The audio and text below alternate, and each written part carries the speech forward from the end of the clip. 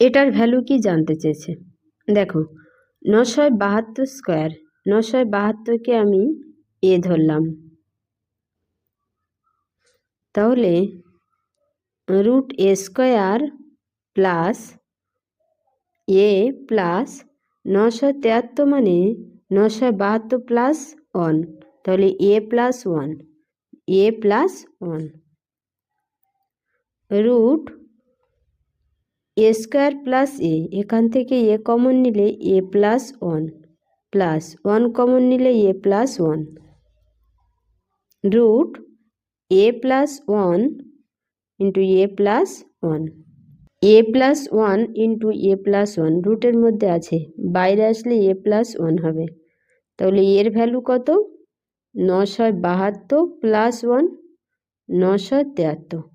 973 answer.